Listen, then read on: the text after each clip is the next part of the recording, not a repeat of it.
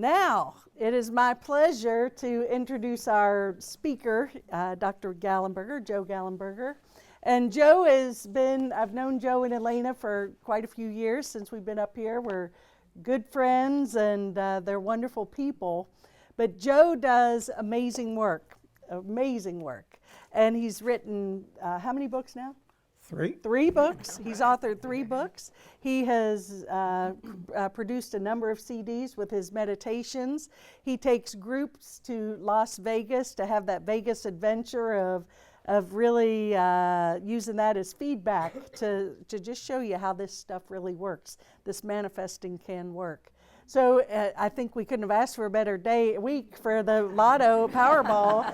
So he's got double responsibility today. But the sequence of the service is going to be, Joe will give a talk, and then he's going to be welcoming questions if you'd like to ask him a question about something, and then he'll close with a meditation. So let's give Joe Gallenberger a great welcome. Glad you're here. Thank you. You're welcome. Yes. Hi, everybody. Hey, Joe. How are you today? Very good. Yeah, I looked at my ticket just for a second, and I think I got the Powerball and 2 other numbers. So at least I paid for my ticket. Yeah, got something. And today I wanted to give a talk. I entitled it, "What's Love Got to Do with It?" from the song Tina Turner. Because when you're looking at manifestation, healing, and personal growth, spiritual growth, I think the answer, what's love got to do with it, is everything. And so I thought that would be our focus today. I wanted to start with a quote from a man I admire a lot.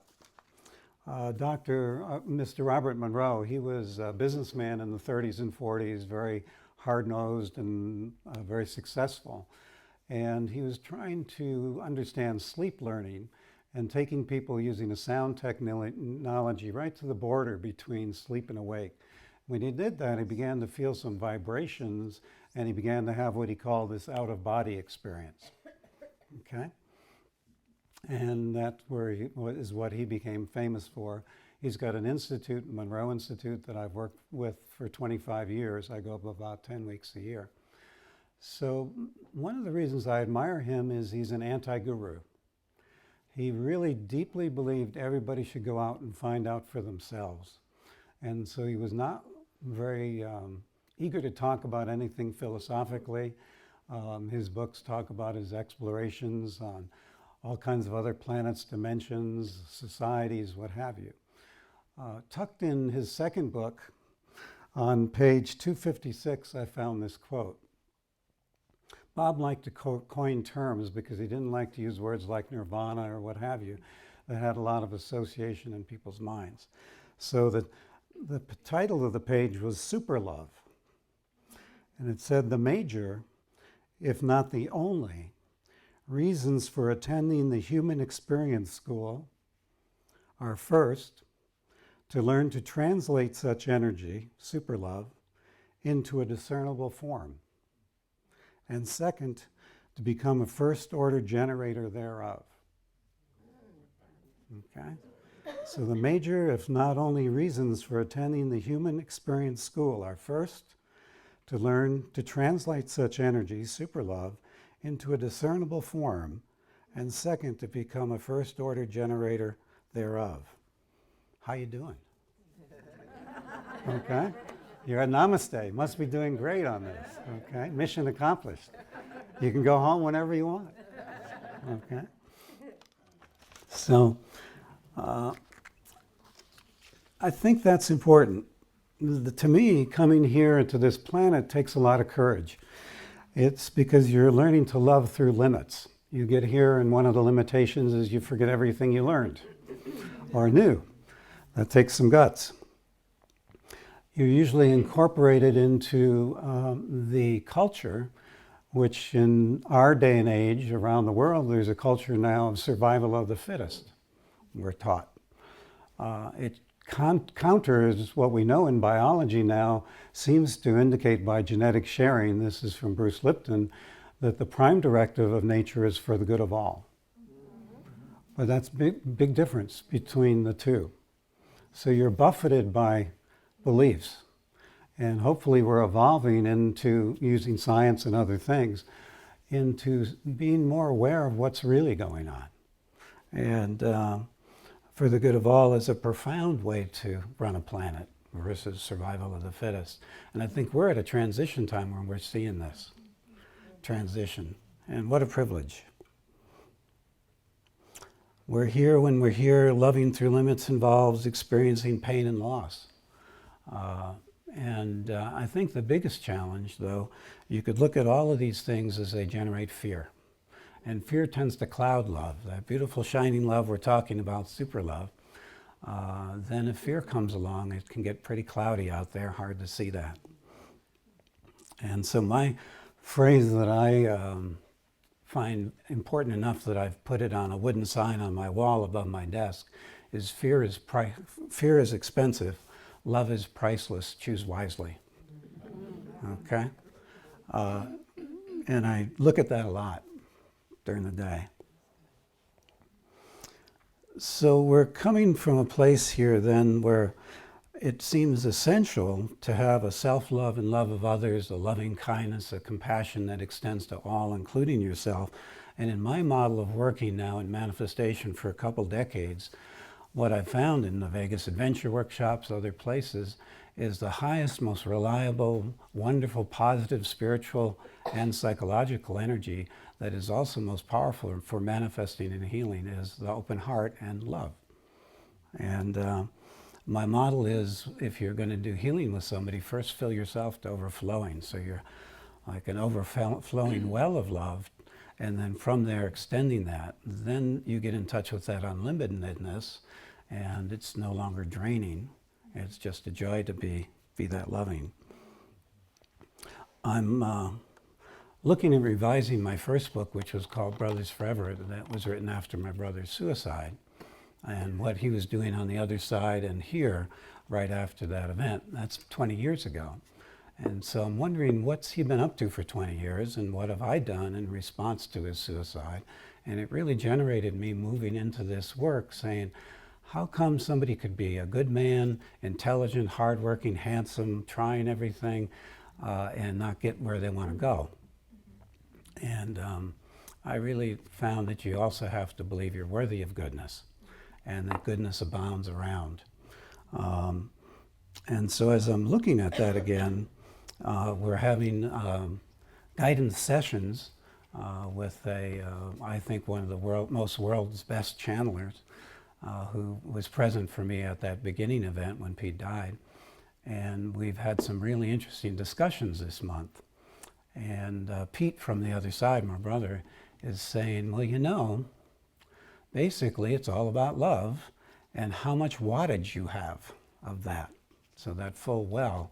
And the higher the wattage, the more pleasant the experience, the more control, the more awareness you have. And so he feels like your wattage governs your experience here on planet Earth now and through all kinds of incarnations. So he's looking at increasing his wattage over there with lots of help over there. And I think we can increase our wattage while we're here on the planet.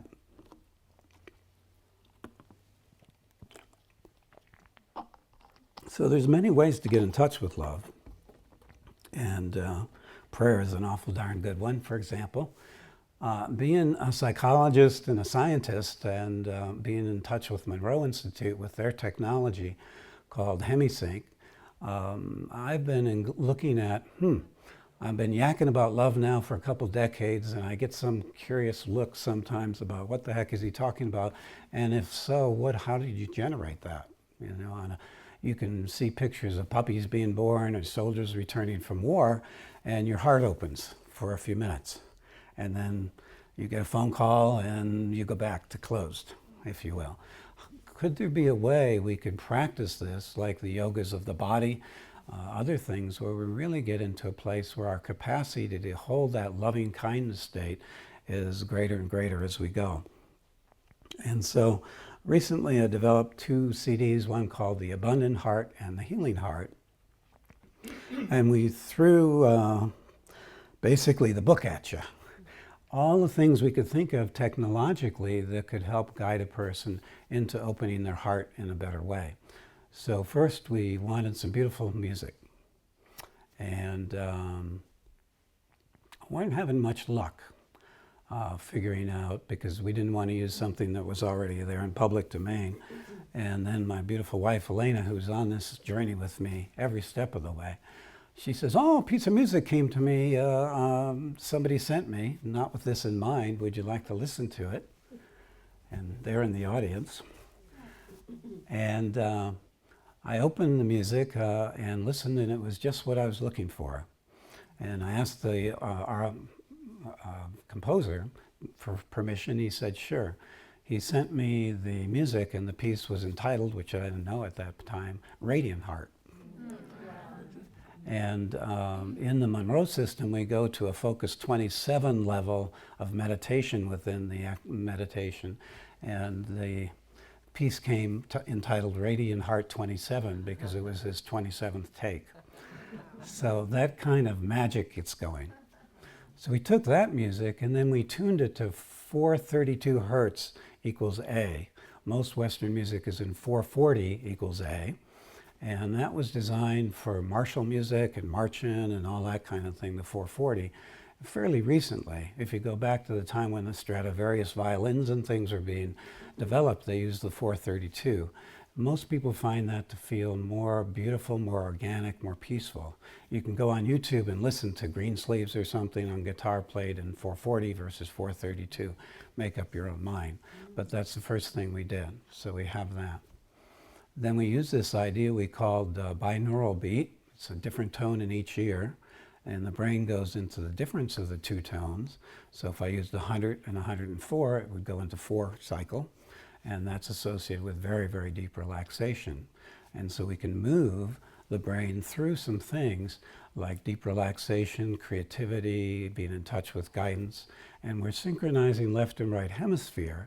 And what that does is tends to gentle ego, because ego exists mostly in left brain, worried about the past and the future, analyzing things. So as the right brain comes online more and the left brain quiets, you can get in touch with your heart consciousness. So we have that going. Well, from there, we've done enough scientific research to know that when people are in very peak healing states, psychokinetic states, manifesting states, they tend to be demonstrating in their brain a lot of what we call gamma bursts, very high frequency waves as well.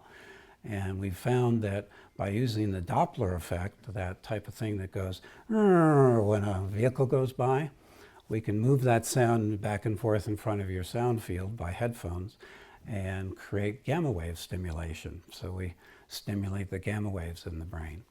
And then we have some nice gentle verbal guidance. So later in the day here, we're going to give you a 10-minute sampling of this kind of technology to work with an open heart. And so, you know, I don't know. Sometimes people will go, gee,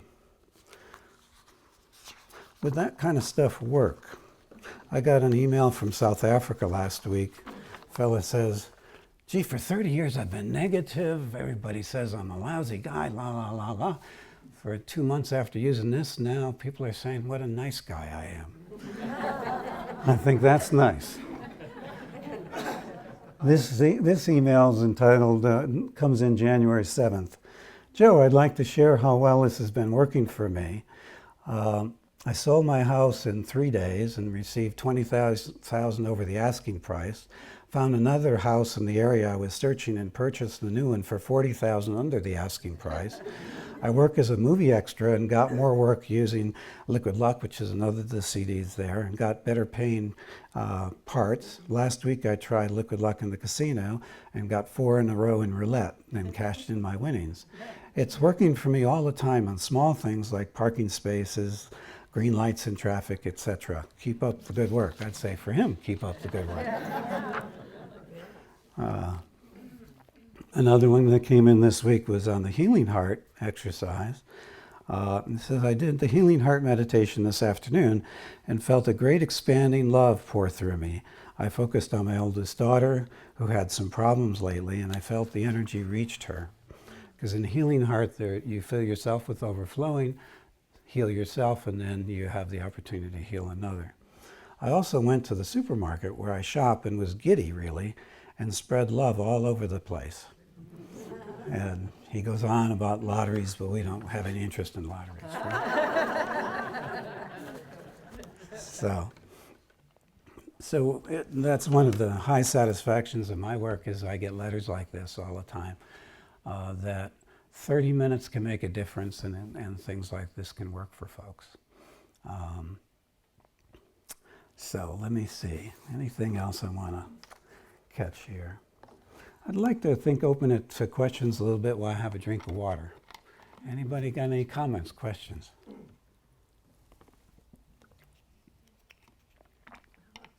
Stunned to silence. All right. Yes? Is this like a diet? When you stop using the stuff, the benefits go away? Or do the neural, I call them mental membranes, actually learn how to do something new? Yeah. Very good question. It's more like riding a bike. So you would have neural pathways, more capacity for love, for happiness, those kind of things. And it does benefit by every once in a while refreshing things. So I have some folks who listen to these kind of things daily, much like a TM meditator might meditate each day because of how good it makes them feel. Other folks might hit this in their busy schedule once a month or once a week. My life is pretty blessed. I go teach meditation about 20 weeks a year at different places up at Monroe Institute, Vegas. So I get these booster shots, being pretty empathic from everybody else's field that they create, as well as listening myself. But when we look at things neurophysiologically, after about 3 months of use, usually the brain will be going into more synchrony spontaneously, and it'll stay in those states longer and things, even if you're not listening, if you will. So it does have a good neurophysiologic effect over time. Thanks. Yeah. What is the difference in terms of hemispheric synchronization between eye-awake technologies and hemisync? Okay, the question is, what's the difference in terms of hemispheric synchronization between eye-awake technologies and hemisync? I don't know eye-awake, so it's going to be hard for me to answer. Okay. Very similar in terms of its purpose is to design the hemispheric synchronization. Yes. An assortment of different meditations, one to facilitate gamma burst, others to step you through deep delta, Okay, good. so on. So what I know is there's a lot of systems out there, and they're all, I think, becoming more and more sophisticated since now computers can generate these signals and things. In general, what I like about Monroe is been research for 40 years, and he was an inspired artist, even though he called himself a scientist businessman. So you may have up to 28 layers of different signals coming and going. And what I know is the brain gets tired of things quickly. Like if I started going like this, after 5 minutes that'd be annoying, and then you probably would ignore it. So the same thing presenting stimulation to the brain. The really good systems vary it quite a bit and keep it moving and changing all the time. And to do that, you have to know what you're doing. And iWake may very much well do that. I'm not familiar with them. So I'd suggest if anybody's got something, try it against something else and see what works best for you. Yeah. Yes? I don't know much about recording technology, but when I first started using HemiSync, I was told that I have to use that CD. If you copy the CD, then it doesn't work because the copy doesn't have the same. That's pretty much not true. Okay, but the pretty much comes in that what we like, because some of the sounds are very subtle, that you use what they call a high bit rate, a large file. So instead of MP3, to use MP3 enhanced or Apple lossless or something that when you copy. So you can take this, put it in your computer, and just press iTunes Apple lossless, and you'll have plenty of good signal there. If it was real poor quality recording, then yes, you'd probably lose some of the effect there. Was there a flash of a hand somewhere else? Yes. I bought the Hemi system about, I got 8 years ago. Is the technology so new now that those are useless, or are they still good? It's CDs? Still good, probably getting better. In that 8-year time frame, there has been more knowledge, more changes, but Monroe Institute HemiSync grabbed me 25 years ago as, wow, this is better than I've been able to achieve through contemplative prayer in a monastery that I was in, and better than a lot of other meditation systems. So I'd say keep what you got and maybe add something new, see what it does for you. Yeah. Yes. You said you have to use it for a while before you feel the effect, but there are some HemiSync CDs like helping people with sleep and all those things. Yeah. It works straight away. Well, maybe I gave a wrong impression. Often people will feel a very deep relaxation within 5 minutes and begin to have a success, like, and these things we're getting reports with first listening. The way I've designed the exercises I do is sort of to slip under all the, pardon the word, crap we got going, in terms of thoughts that could be limiting, like nothing good comes easy, no pain, no gain, I don't deserve it, emotional states, and just slip right under that and give you a taste of how this can work. Then used regularly, that tends to get stronger, but you can expect effects within minutes. Yeah. Good. Okay, yes. Yes, Joe, you've been on the Coast to Coast radio show a number of times. Yes, correct? 5. So your talks are all archived on there. Correct? Yes. Okay, and do you have any schedule you're going to be on again? Do you have any idea? They usually like to keep people on about once a year, and I've been on about twice a year. And I just was on in, what was it, December? Week of Thanksgiving. Week of Thanksgiving, so it'll probably be about 6 months. And you have a website. And we do have a website. And we got stuff over there, that'll get you in touch with all the websites and things like that. I'd like to mention a show that you guys might really like called New Thinking Aloud. It was a PBS show called Thinking Aloud. The host wrote the book PK Man, Jerry Mishlove, and he now has come back on the internet, and I've done 3 shows. Those are audio-visual, like television. But on there, you'll see an archive, and they're all free, of profound people in consciousness from all different dimensions, particularly if you have a scientific bent. So they'll have a scientist studying energy healing with bacteria, which you don't have to worry so much about placebo effect and that kind of thing. And basically say in that one that they'd give the bacteria antibiotics, and most of the bacteria die within, an hour. We're using an energy prayer healing toward the bacteria, they can last for a day. So they've done some nice studies that get away from some of the human factors and things that make things more complicated. So I'd recommend that show, New Thinking Aloud, to really expand.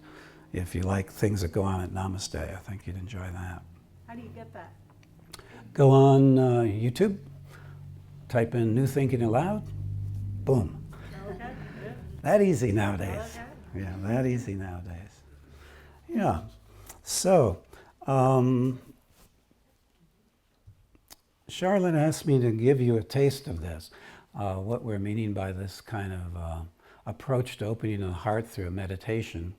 And so what I've done is take the meditation, the abundant heart, and starting it in the middle, because 10 minutes is not all that long. And these meditations on the CDs are usually about 35 minutes long. And in this one,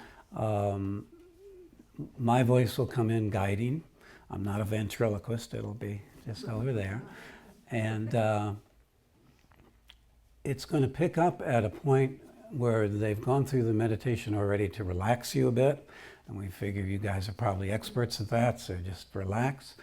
And then begin to follow the verbiage, which will be a sample of how to relax and open your heart. And we'll see whether you like it or not. Okay, sound like a plan? Yeah. Okay.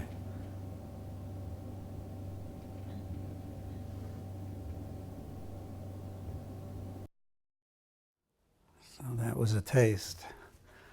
How many people felt it was longer than 10 minutes? I can feel that way, yeah. Am I alive again? Good. I'm alive. This is from Abundant Heart. After this section, then there is an encouragement to go deeper within your own heart and see what the wisdom is there. What would really make your heart sing? And much like you mentioned, it's not Cadillacs, and there's nothing wrong with a Cadillac and a yacht. But people come up with all kinds of things and go, wow, my heart must have wanted to talk to me for a long time because I had a lot to say about things that would really make your heart sing in this incarnation. And then there's a period on the exercise signals change to help you bring that into reality. On Healing Heart, after this, you move into a healing of self, and we define that as healing into your full potential, meaning it's fine to get rid of a sore knee, but also going back to what I said at the beginning, this incarnation, how beautiful, how valuable it is for you. What would your full potential be here? And to spend some time with that, and then also to extend healing for others. So that's what that's about. So thanks for your patience on that. Yeah. I thought of one more question. We Yeah. don't have to use the headphone, we can just... Right. Headphones are much more powerful with this, and because of some of the sounds are stereo effect, but you can get some idea of the kind of verbal guidance and music, and that's all we wanted to give you that idea. Yeah. I want to say thank you. You're welcome. Just this 10 minutes, actually, I got a lot out of it. Wow, good. So thank you. Wonderful. How many people enjoyed it? Yeah? Hey, we got a unanimous group. All right. Thank you for saying so. It means a lot to me. This is my life's passion to put these things together, and it just makes my heart sing when it works. So I really appreciate you having me here today, Charlotte. Thank you so much. And I don't get here as often as I'd like because I do that 20 weeks of travel a year. And usually the week before or after, I'm also just, hey, I'm home and nobody's around me. I like this. But my heart's with you every week here. So, yeah. Well, thank you. Thank you. Thank you.